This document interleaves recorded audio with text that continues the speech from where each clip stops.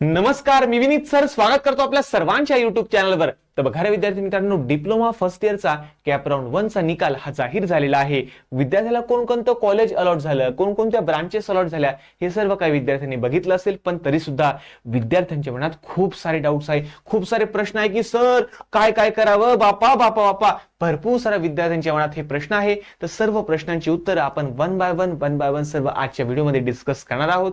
चला तर व्हिडिओला सुरुवात करूया आणि व्हिडिओला शेवटपर्यंत नक्की पहा, जेणेकरून तुमच्या मनात एकही डाऊट उरणार नाही. ठीक आहे, चला. आणि हो, चॅनलवर नवीन असाल तर चॅनलला सबस्क्राईब करा, बेल आयकॉनवर प्रेस करा आणि डाउनलोड करून घ्या विनीत ट्युटोरियल्स ऍप्लिकेशन, ज्यामध्ये भरपूर सारे डिप्लोमाचे ऑनलाईन क्लासेस अवेलेबल आहे, ते सुद्धा अफोर्डेबल कॉस्ट मध्ये. एकदा डेमो लेक्चर पहा बाळांनो, डेमो लेक्चर पाहणे फ्री आहे, त्यानंतर सिलेबस फ्री आहे, नोट्स सुद्धा फ्री आहे. फक्त त्यासाठी तुम्हाला ऍप्लिकेशनला डाउनलोड करायचं आहे आणि त्या ठिकाणी भरपूर साऱ्या गोष्टी तुम्हाला फ्री ऑफ कॉस्ट मिळून जाईल. ठीक आहे ना.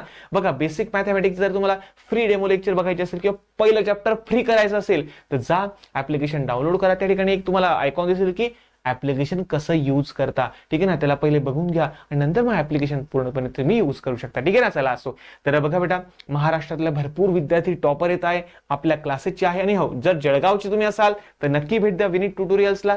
गव्हर्नमेंट पॉलिटेक्निक जळगावच्या मागच्या साईडला आपलं क्लासेस आहे बेटा. ठीक आहे ना. आणि बघा, आम्ही कसं शिकवतो, फ्री डेमो लेक्चर एकदा बघा आणि नंतर कुठेही क्लास जॉईन करा. ठीक आहे ना. चला असो, तर बघा भरपूर सारे डाऊट आहे. कॅप राऊंड 1 चा अलॉटमेंट जाहीर झालेले आहे. ठीक आहे. चला, तर एक एक करून आपण सर्वांच्या सर्व आता बघणार आहोत. ठीक आहे. चला, तर सर्वात पहिलं, सर मला एकही कॉलेज अलॉट झालं नाही, आता आम्ही काय करावं. तर बघा बेटा, मी पहिलेच तुम्हाला सांगत होतो की ज्यावेळेस तुम्ही फॉर्म भरला ना, त्यावेळेस तुम्ही काय केलं, मग सर आम्हाला फक्त गव्हर्नमेंटच कॉलेज पाहिजे. अरे नाही ना भाऊ, असं नाही चालत बाळा. तुला पर्सेंटेज कमी आहे, गव्हर्नमेंटचे कट ऑफ जास्त आहे, तर तुला प्रायव्हेट टाकावं लागेल. आणि तुम्ही काय केलं पहिल्या राऊंडला, सर्व गव्हर्नमेंट, फक्त गव्हर्नमेंट कॉम्प्युटर, गव्हर्नमेंट IT एवढं टाकून सोडून दिलं. आणि तुमचं एकही कॉलेज तुम्हाला मिळालं नाही. तर एकही कॉलेज मिळालं नसेल तर काळजी करू नका. आता सेकंड कॅप राऊंडला परत नवीन फॉर्म तुम्हाला भरावा लागेल. त्यावेळेस मात्र गव्हर्नमेंट तर टाका, नो प्रॉब्लेम. बरोबर आहे. गव्हर्नमेंटच्या इतर ब्रांचेस सुद्धा तुम्ही टाकू शकता, पण त्यासोबत प्रायव्हेट कॉलेजेस सुद्धा टाका. ठीक आहे ना. मग तुम्ही असं नका म्हणू नाही मला प्रायव्हेट मध्ये करायचं नाही. अरे बेटा, आता पर्याय नाही ना दुसरा. पर्सेंटेज कमी तर तुला तर प्रायव्हेटला करावं लागेल. ठीक आहे ना. पहिले गव्हर्नमेंट टाका, त्याच्यानंतर प्रायव्हेट टाका. ठीक आहे ना. तर बघा, टेन्शन घेऊ नका. नेक्स्ट राऊंडला परत तुम्हाला नव्याने फॉर्म भरता येईल. त्यावेळेस फॉर्म भरताना प्रॉपर भरा बाळांनो. ठीक आहे ना. ते खूप महत्वाचं आहे. तर कॅप राऊंड 2 साठी कसा फॉर्म भरता, कशा उरलेल्या जागा चेक करता, हे सर्व मी तुम्हाला सांगेल. त्याबद्दल निश्चिंत राहा. आणि हो, सीट ऍक्सेप्टन्स स्टेटस कसं चेक करता किंवा कसं फिल करता हे पण मी तुम्हाला लगेच लवकरच व्हिडिओ वगैरे आपल्या चॅनलवर येऊन जाईल. ठीक आहे. चला, तर पुढील कॅप राऊंड साठी कट ऑफ वाढेल का. तर बघा बाळांनो, कसं होतं माहिती का, की बऱ्याचशा वेळेस काय होतो, कॅप राऊंड 1 ला कट ऑफ थोडा जास्त असतो, कॅप राऊंड 2 ला थोडा कट ऑफ कमी होतो, कॅप राऊंड 3 ला अजूनच कट ऑफ कमी होतो. ठीक आहे ना. असं सुद्धा होतं बेटा. तर कसं आहे, नक्कीच कॅप राऊंड 1 नुसार कॅप राऊंड 2 ला कट ऑफ थोडा कमी होण्याचे चान्सेस आहे. त्यामुळे टेन्शन घेऊ नका, तुमचा सुद्धा चांगल्या कॉलेजला नंबर लागू शकतो. त्यामुळे तुम्हाला काय करायचंय, ऑप्शन फॉर बेटरमेंट वर क्लिक करायचं आहे आणि पुढचा राऊंड ट्राय करायचा, जेणेकरून तुम्हाला मिळालेल्या कॉलेजपेक्षा चांगलं कॉलेज, चांगली ब्रांच तुम्हाला मिळू शकेल. ठीक आहे ना. तर सर्वांनी, मॅक्सिमम सर्वच जणांनी काय करायचंय, ऑप्शन फॉर बेटरमेंट वर क्लिक करायचंय. तर ही प्रोसेस पूर्ण कशी असते याच्याबद्दल व्हिडिओ बनवणार आहे, काळजी करू नका. ठीक आहे. चला, पुढे ओपनची सीट मिळाली सर, आता काय होईल. सर माझी कॅटेगरी SBC आहे, माझी कॅटेगरी VJNT आहे, माझी SBC आहे, SC आहे, ST आहे, OBC आहे, पण मला सीट मिळाली ओपनची, मग मला ओपनची फीस भरावी लागेल का. तर नाही बेटा, असं नसतं. तुम्हाला सीट कोणतीही मिळो, ओपनची मिळो, नंतर काही जणांना लेडीज ओपनची सीट मिळाली असेल, काही जणांना जेंट्स ओपन जनरल ओपनची सीट मिळाली असेल, काही जणांना हँडिकॅप अपंगाची सीट मिळाली असेल, तर ज्या पण सीट तुम्हाला अलॉट होतील बाळांनो, तर त्या सीट फक्त सीटचा प्रकार आहे बेटा, त्यानुसार तुमची कॅटेगरी ठरत नाही. तुम्ही ज्या कॅटेगरीचे आहात त्याच कॅटेगरीची फीस तुम्हाला भरावी लागते बाळांनो. येते लक्षात तुम्हाला. ठीक आहे ना. चला असो, बघा बाळांनो, सिंपलचा फंडा आहे. मी तुम्हाला सांगितलं होतं, जर तुम्ही इन्स्टिट्यूट वाईज अलॉटमेंटवर क्लिक करशाल, कोणत्याही कॉलेजवर समजा तुम्ही क्लिक करशाल ना, तर या ठिकाणी बघा बेटा, बऱ्याचशा विद्यार्थ्यांना काय होतं माहिती का, की आता बघा, आता समजा एक कावरे क्षितिज गजानन हा एक विद्यार्थी आहे. बरोबर आहे. आता हा OBC कॅटेगरीचा आहे. बघा बेटा, याची कॅटेगरी कोणती आहे, OBC. या विद्यार्थ्याची कॅटेगरी आहे OBC, पण तरी सुद्धा याला ओपनची सीट मिळालेली आहे. बरोबर दिसते सर्वांना. बघा या ठिकाणी समजा या विद्यार्थी, या दुर्गेशची कॅटेगरी NTC आहे, पण याला जनरल ओपनची सीट मिळालेली आहे.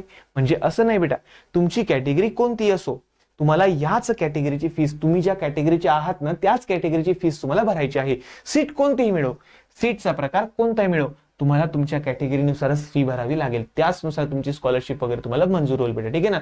तर ओपनची सीट मिळाली, याची मिळाली, त्याची मिळाली, काही कन्फ्युज होऊ नका बेटा, ठीक आहे. चला त्यानंतर बघा पुढचा क्वेश्चन तुमचा काय आहे, सीट ऍक्सेप्टन्स कसे करावे. तर बघा बेटा, seat acceptance detail complete procedure कशी असते, लवकरच व्हिडिओ चॅनलवर येऊन जाईल. तर चॅनलला फक्त सबस्क्राईब करून ठेवा, बेल आयकॉनवर प्रेस करून ठेवा, जेणेकरून सर्व अपडेट तुम्हाला वेळोवेळी मिळत राहील, ठीक आहे. लगेच उद्या सकाळी पहिलाच फॉर्म तुम्हाला मी टाकून देईल बेटा, ठीक आहे ना. चला त्यानंतर सीट ऍक्सेप्टन्स फीस प्रत्येक कॅप राऊंडला लागेल का. तर बघा बाळांनो, ज्यावेळेस तुम्ही सीट ऍक्सेप्टन्स वर क्लिक करशाल त्यावेळेस तुम्हाला auto freeze, self freeze, option for betterment असे ऑप्शन दिसेल, ठीक आहे ना. जर तुम्हाला पहिल्याच नंबरचं कॉलेज मिळालं असेल तर ऑटो फ्रीज होऊन जाईल. जर तुम्हाला पहिलं सोडून इतर कोणतं कॉलेज मिळालं आणि तुम्हाला जर ते कॉलेज मान्य असेल, तुम्हाला त्या ठिकाणी जाऊन ऍडमिशन घ्यायचं असेल, तर तुम्ही सेल्फ फ्रीज वर क्लिक करशाल. नंतर तुम्हाला काय करायचं, तुमची फीज, सीट ऍक्सेप्टन्स फीज भरायची आहे 1000 रुपये, ठीक आहे ना. आणि नंतर तुम्हाला सबमिट करायचं आहे. आणि जर समजा तुम्हाला कॉलेज मिळालंय पण तुम्हाला second round, third round try करायचा आहे, मग तुम्हाला ऑप्शन फॉर बेटरमेंट वर क्लिक करावं लागेल. मग त्यासाठी सुद्धा तुम्हाला सीट ऍक्सेप्टन्स फी भरावं लागेल. तर बघा बेटा, सीट ऍक्सेप्टन्स फी ही गव्हर्नमेंटची फी आहे, ती तुम्हाला भरावीच लागेल. ही तुमची ही जी प्रोसिजर चालू आहे ना आपली ऍडमिशन प्रोसेस, तर ही याची फीज असते बेटा, ठीक आहे ना. तर ही तुम्हाला भरावीच लागेल आणि ही फक्त एकच वेळा भरावी लागते. तुम्ही एक कॅप राऊंड वापरा, म्हणजे एक कॅप राऊंड तुम्ही करा, किंवा दुसरा करा, किंवा तिसरा करा, तिघी कॅप राऊंड करा, तुम्ही सर्व कॅप राऊंड जरी केले ना, तर ही फीस तुम्हाला फक्त एकच वेळा भरायची, प्रत्येक वेळेस भरायची गरज नाही. तुम्ही समजा कॅप राऊंड 1 ला पे केली ना, मग कॅप राऊंड 2 ला तुम्हाला फीस पे करावी लागणार नाही. सीट ऍक्सेप्टन्स फी एकच वेळा भरावी लागते, ठीक आहे ना, प्रत्येक कॅप राऊंडला भरावी लागत नाही. दुसरा प्रश्न, सीट ऍक्सेप्टन्स फीस झालंय आपलं, पुढील राऊंड कसे ट्राय करावे. तर बघा मी तुम्हाला सांगितलं बाळांनो, ज्या विद्यार्थ्याला असं वाटतं की नाही यार, या मिळालेल्या जे कॉलेज आहे, पहिल्या राऊंडला जे पण कॉलेज तुम्हाला मिळालं असेल त्याच्यापेक्षा चांगलं कॉलेज तुम्हाला दुसऱ्या राऊंडला किंवा तिसऱ्या राऊंडमध्ये मिळू शकतं, तर अशा विद्यार्थ्यांनी ऑप्शन फॉर बेटरमेंट वर क्लिक करायचंय, सीट ऍक्सेप्टन्स फीस भरायची आहे 1000 रुपये आणि सेकंड राऊंड साठी सज्ज व्हायचंय. आणि सेकंड राऊंडचा फॉर्म फिलअप करताना प्रॉपर कॉलेजची लिस्ट टाकायची आहे, म्हणजे जे कॉलेज तुम्हाला मिळाले बेटा त्याच्यापेक्षा टॉप कॉलेज, मस्त मस्त ब्रांच तुम्हाला वरती फील करायचे बेटा, ठीक आहे ना. आणि हे जे मिळालेलं कॉलेज असेल ते तुमचं सेफ राहील बेटा, ठीक आहे. चला कॉलेजमध्ये गेल्यावर प्रोसिजर काय असेल, तर बघा ज्या विद्यार्थ्यांनी ऑटो फ्रीज केलं किंवा ज्या विद्यार्थ्यांनी सेल्फ फ्रीज केलं, आता त्या विद्यार्थ्यांना ऍडमिशन घ्यायचंय, मग पुढील प्रोसिजर काय असेल, तर तुम्हाला काय करायचं आहे, सर्वात पहिले सेल्फ फ्रीज, ऑटो फ्रीज वर क्लिक केल्यानंतर तुम्हाला तुमची सीट ऍक्सेप्टन्स फीस भरायची आहे, सबमिट करायचंय. त्यानंतर तुम्हाला काय करायचं माहितीये का, त्या अलॉटमेंटची, बघा कॉलेज तुम्हाला जे लागलंय ना, जे कॉलेज तुम्हाला लागलंय तिचं तुम्हाला प्रिंट आउट काढावं लागेल, बरोबर आहे. म्हणजे अशी प्रिंट आउट, बघा कॉलेज अलॉट झाल्यानंतर जी पीडीएफ तुमच्या समोर ओपन होते ना, बघा तुम्ही बघितलं असेल तर, बघा ते कुठे गेलं रे ते रे, बघा एक अशा प्रकारचे, बघा एक आता मी विद्यार्थ्याचं नाव वगैरे नाही दाखवू शकत तुम्हाला, पण बघा तुमचा प्रोव्हिजनल मेरिट लिस्ट, बघा तुम्हाला प्रोव्हिजनल अलॉटमेंट डिटेल दिसते, बघा की तुम्हाला हे कॉलेज मिळालेलं आहे, ही ब्रांच मिळालेली आहे, बरोबर ना. तर याची तुम्हाला काय करायची माहिती का, प्रिंट काढायची. बघा सर्वात शेवटी प्रिंट नावाचं ऑप्शन असतं, याच्यावर जर तुम्ही क्लिक केलं ना तर याची प्रिंट वगैरे तुम्ही म्हणजे पीडीएफ म्हणून याला तुम्ही सेव्ह वगैरे करू शकता, ठीक आहे. चला असो, तर ही पीडीएफ ची प्रिंट तुम्हाला न्यायची आहे, प्लस तुमचे सर्व ओरिजिनल डॉक्युमेंट्स, प्लस तुमचे डॉक्युमेंट्सचा झेरॉक्सचा सेट, झेरॉक्सचे टोटल तुम्ही 5 सेट तुम्ही तयार करून ठेवा, 2-3 सेट लागतील, 1-2 एक्स्ट्रा पडू द्या, ठीक आहे ना. चौथी गोष्ट, तुम्हाला तुमच्या ओरिजिनल डॉक्युमेंटची स्कॅन कॉपी तुमच्या मोबाईलमध्ये सेव्ह करून ठेवायची आहे, ठीक आहे ना. सर्व डॉक्युमेंटचे प्रॉपर ओरिजिनल फोटो, व्यवस्थित एकदम क्लिअर फॉर्मॅटमध्ये फोटो तुम्हाला तुमच्या मोबाईलमध्ये सेव्ह करायचे बेटा. पुढे तुम्हाला स्कॉलरशिपचा फॉर्म भरायला लागतील, त्यावेळेस मला लागतील बेटा ते, ठीक आहे ना. असं असो, तर या सर्व गोष्टी तयार करायच्या आहे. कॉलेजची फीज जी पण काय असेल, गव्हर्नमेंटची फी असेल तर खूप कमी असते, पण प्रायव्हेटची असेल तर खूप जास्त फीज असते, तर ही फीज तुम्हाला सोबत ठेवायची आहे आणि मग कॉलेजला जायचं आहे, ठीक आहे ना. 1 तारखेपासून तुम्हाला कॉलेजला रिपोर्ट करायचं आहे. ऍडमिशन ज्यांना कन्फर्म करायची ते कन्फर्म करू शकता, ठीक आहे ना. आलं लक्षात मला काय म्हणायचं आहे ते. तर या सर्व गोष्टी घेऊन तुम्हाला कॉलेजला जायचंय, प्रॉपर कॉलेजला आपलं ऍडमिशन कन्फर्म करायचंय. त्यानंतर मग ते सांगतील असं करा तसं करा. तर प्रत्येक कॉलेजच्या वेगवेगळ्या प्रोसिजर असतात.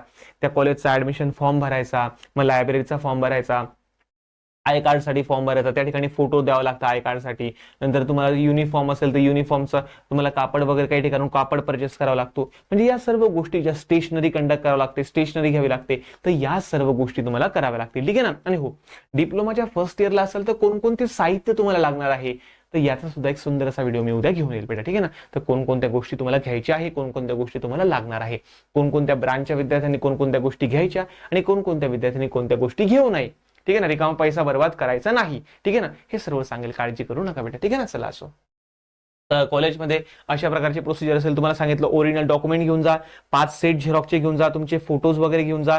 नंतर कॅप अलॉटमेंटचे जे तुमचं लेटर आहे ना, ते लेटर त्याची प्रिंट काढून तुम्हाला घेऊन जायचं आहे, ठीक आहे ना. आणि त्याच्या 1-2 प्रिंट काढून ठेवा, जपून ठेवा, त्याची PDF सेव्ह करून ठेवा मोबाईलमध्ये. ते कामात येतं बेटा, खूप कामात असतं ते. तुम्हाला ते दरवेळेस स्कॉलरशिपचा फॉर्म भरताना तुम्हाला अलॉटमेंट लेटर लावावं लागतं, त्यामुळे लक्षात ठेवा बेटा, ठीक आहे ना. चला असो, आणि कॉलेजची फीस घेऊन जाताना खाली हात जाऊ नका.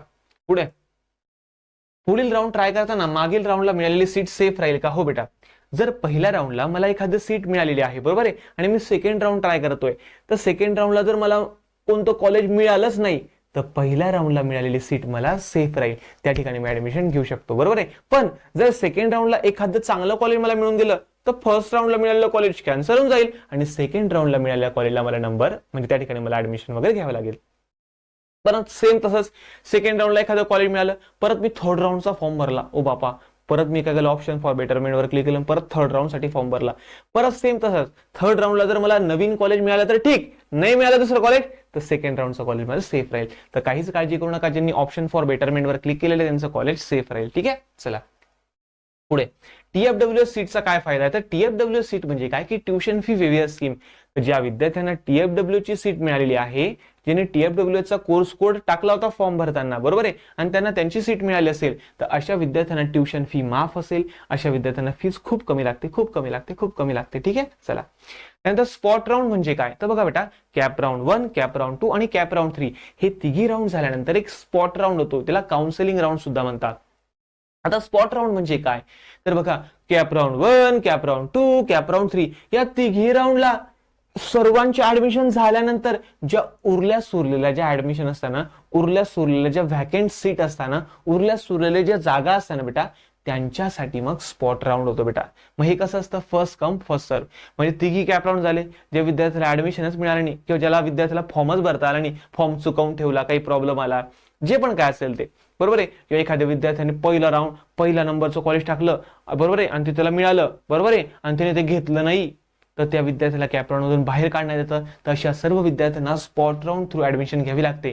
पण या ठिकाणी कसं असतं माहिती का, जो पहिले जाईल कॉलेजला त्याला ते ऍडमिशन मिळून जाईल. स्पॉट राऊंड बरोबर म्हणजे कसं माहिती का, फर्स्ट कम फर्स्ट सर्व. समजा माझं कॉलेज आहे, माझ्या कॉलेजमध्ये 3 सीट रिकाम्या उरलेल्या आहे, बरोबर आहे, आणि एखादा विद्यार्थी पहिला आला, त्याला 50% वेळ तर मी त्याला म्हणेन चालेल घे रे भाऊ. पण या सीट असतात बेटा मॅनेजमेंटच्या सीट. या ठिकाणी तुम्हाला ओपन कॅटेगरीची फीस भरावी लागते. मग तुम्ही SC असाल, ST असाल, VJNT, OBC काही असाल, तुम्ही लेडीज असाल का काही असाल, मुलगी असाल, काही असाल, तुम्हाला ओपन कॅटेगरीची फीस भरावी लागते. तुम्हाला कोणत्याही प्रकारची सवलत मिळत नाही. त्यामुळे स्पॉट राऊंडचा कॉन्सेप्ट वापरायचा नाही. गुपचाप 3 राऊंड पर्यंत ट्राय करायचं, तिसऱ्या राऊंड पर्यंत जे कॉलेज मिळालं ते गुपचाप घेऊन मोकळं व्हायचं. स्पॉट राऊंडची वाट बघायची नाही बेटा. हा राऊंड घातक आहे बरं, एकदम घातक आहे तो डायरेक्टली, ठीक आहे ना. हा डायरेक्टली म्हणजे हा आहे ना, आपण काय झालं, सट्टा कसा असतो आपला, सट्टा मिळाला तर चांगला कॉलेज मिळून जातं, नाही तर मग काहीच मिळत नाही डायरेक्टली, ठीक आहे, असं असतं. पुढे, सेकंड इयरला गेल्यावर ब्रांच चेंज करता येईल का? तर बरेचसे विद्यार्थी म्हणतात की सर मी काय करतो, फर्स्ट इयरला मेकॅनिकल घेऊन घेतो, फर्स्ट इयरला सिव्हिल घेऊन घेतो, मग सेकंड इयरला मी काय करेल, ब्रांच चेंज करून टाकेल. असं नाही होत बेटा. म्हणजे होतं ब्रांच चेंज वगैरे होते, असं नाही म्हणत मी, पण 2 जागा 3 जागा अशा असतात. म्हणजे first year to second year branch change करणं हे खूप जास्त कठीण आणि खूप जास्त रिस्की आहे. कारण बरेचसे माझे विद्यार्थ्यांनी सुद्धा काय केलं होतं की त्यांनी काय केलं होतं, फर्स्ट इयरला मेकॅनिकल घेऊन घेतली, त्यांना असं वाटलं सेकंड इयरला आपण चेंज करून घेऊ. पण सेकंड इयरला काय झालं, कॉम्पिटिशन खूप तगडं असतं. कारण मेकॅनिकल वाल्यांना बी वाटतं की मला कॉम्प्युटर मिळावं, सिव्हिल वाल्याला बी वाटतं, IT वाल्याला बी वाटतं, ENTC वाल्याला बी वाटतं, म्हणजे सर्वचे सर्व एकदम मस्त आहे की कॉम्पिटिशन मध्ये असतात. तर बघा बेटा, 90-92%, 90च्या पुढे तुम्हाला टक्के पाडावे लागतात, तेव्हा पुढे जाऊन तुमची ब्रांच चेंज होते, आणि हे खूप जास्त कठीण आहे. तर असं काही करू नका. ज्या ब्रांचला तुम्हाला ऍडमिशन घ्यायचं असेल त्याच ब्रांचमध्ये तुम्ही ऍडमिशन फर्स्ट इयर पासून घ्या.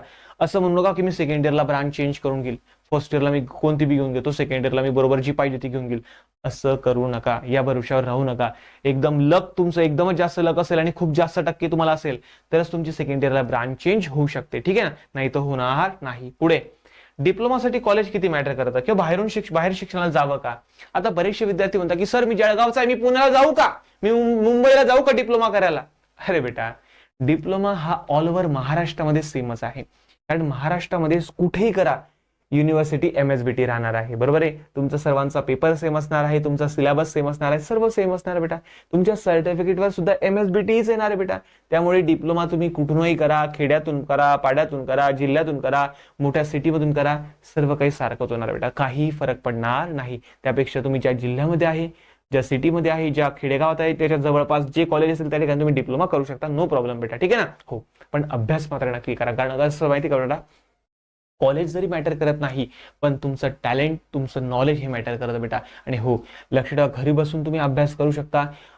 तुम्ही जर बघा, आपलं ऍप्लिकेशन आहे विनीत ट्युटोरियल्स नावाचं, डाउनलोड करून घ्या बेटा. त्यावर फ्री सिलेबस सुद्धा, तुम्हाला सिलेबसची कॉपी फ्री दिलेली आहे, ऑनलाईन फ्री डेमो लेक्चर दिलेले, फ्री पहिलं चॅप्टर तुम्हाला फ्री ऑफ कॉस्ट शिकवलेलं आहे. बघा, समजतं का, माझं शिकवणं कसं वाटतं ते बघा बेटा.